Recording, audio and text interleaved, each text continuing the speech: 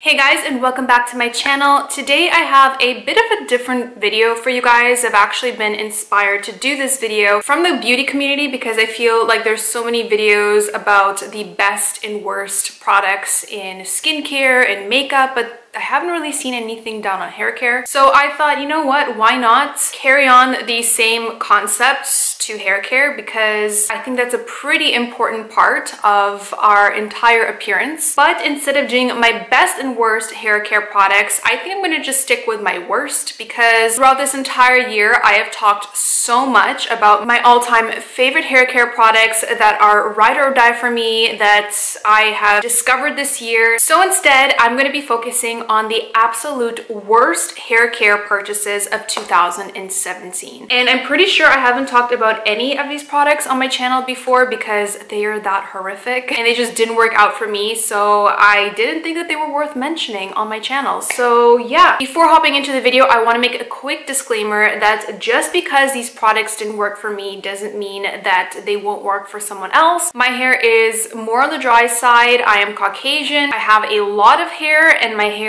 tends to be very coarse and can get very frizzy. I also wanted to say that just because I don't like these products does not mean that I don't like the brands. I'm not talking about the brands in general, just keep in mind it's just simply about the products and how they worked for my particular hair type. Alright, so now that I got all that babbling out of the way, let's hop into the video. So the first product I want to talk about that was an absolute fail for me was the Joico Color Balancing Blue Shampoo. Now, I purchased this in January of 2017, shortly after I dyed my hair from blonde to brunette, and I bought it because I was looking for a blue shampoo that would keep my hair looking fresh without any brassy tones in it, and this simply did nothing. I didn't notice any difference after using this, and I gave it a couple of fair shots, and honestly for me there was no difference between using this shampoo and a regular shampoo. Also, the ingredients in this shampoo are not ideal. There are a lot of sulfates in here, there's ammonium in here, so it did dry out my hair a lot. So it dried my hair out a lot and it did nothing for color balancing. So this was an epic fail. The next product I want to talk about is a product that I have purchased in the past, and I thought it would be a great idea to repurchase this year because it's been a long time since I've used it. I used to love this product. This is the Giovanni Frizz Be Gone Hair Serum. I remember that this was really amazing for my frizzy hair, but for some reason this makes my hair so weighed down and so heavy and so greasy. I just can't use this anymore. As you can see, I did use up a little bit because I thought that maybe it was something else that I was putting in my hair,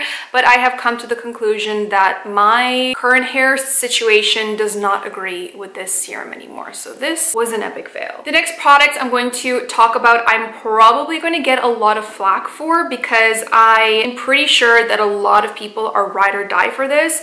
This is the Batiste dry shampoo. So I purchased this in September, right before I was going to France with my husband. I wanted just a small travel size dry shampoo that I can throw into my suitcase and that I could use while we were traveling, and this was the one that happened to be in my local drugstore, and I thought I would give it a shot because I did hear some great things about it. The reason why I hate this dry shampoo is because no matter how many times I have used it, it always leaves a freaking white cast in my hair, and I've heard people saying that it doesn't leave a white cast for them. Just look at this.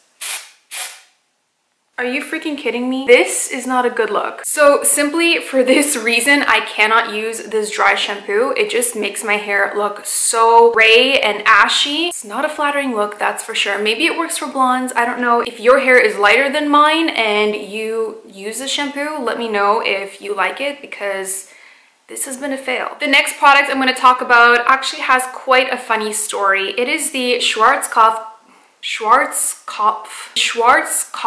got to be Dazzling Shine Spray, and it looks like this, and as you can tell, it is empty. The reason why this is empty is not because I love this product so much that I decided to use it to its very last drop, but that's because the scent of this product is such an irritating, weird smell that I was so flabbergasted by the smell of it one day that I decided to open up the cap, sniff it for myself, and somehow ended up dropping the bottle on my bathroom floor, and the entire bottle spilled all over my bathroom floor.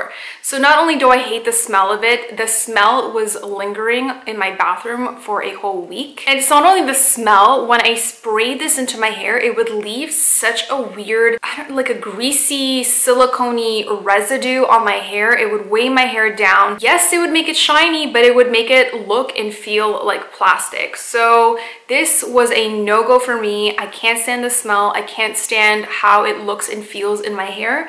So this was an epic fail. Next is the Mane and Tail Hair and Root Strengthener. So this product is supposed to be a daily leave-in conditioning treatment that is supposed to strengthen your hair, and it's supposed to help you achieve longer, stronger, healthier hair overall. Now, I sprayed this to my hair pretty much every single day for a whole month and noticed absolutely no difference.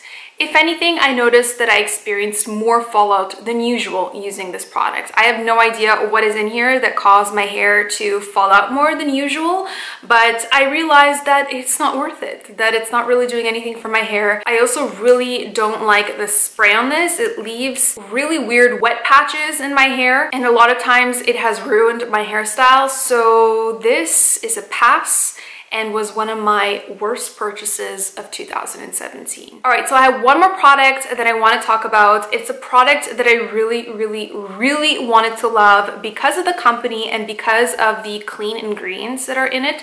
This is by the Honest Co. This is the Honest shampoo and body wash. So it is a 2-in-1. It looks like this. I picked it up at Costco. It is the sweet orange vanilla scent. The scent doesn't bother me so much. I'm not usually a vanilla fan. It doesn't have a very strong smell, and once you wash it off of your body, it doesn't really leave any lingering scent at all. So as a body wash, I don't mind it. It's not the best body wash that I've used, but I'm okay with it because I know that it has really good ingredients in it and it doesn't irritate my skin, and I think it's really good for sensitive skin. But as a shampoo, it literally did nothing. I didn't feel like it cleansed my hair. I didn't feel like it took out any leftover product that I had in my hair. My hair is never ever greasy when I come out of the shower, but when I use this in my hair, it was greasy, which is really unfortunate because I really wanted this to work out for my hair. It is also supposed to be a pH balancing shampoo, which is great for those of you who might suffer from dandruff or dry flakes, but unfortunately it just did nothing for me and I cannot recommend it as a shampoo. Body wash, yes. Shampoo, not really. Okay guys, so that wraps up my worst hair care purchases of 2017. I really hope that you like this video. If you want to see more videos like this, please let me know in the comments below. Is there anything else that you want to see me review or talk about? I always love trying out new hair products and putting them to the test. So leave me your comments down below. I'll be reading them. And as always, I want to thank you guys so much for watching and hanging out with me, and I will see you in my next one.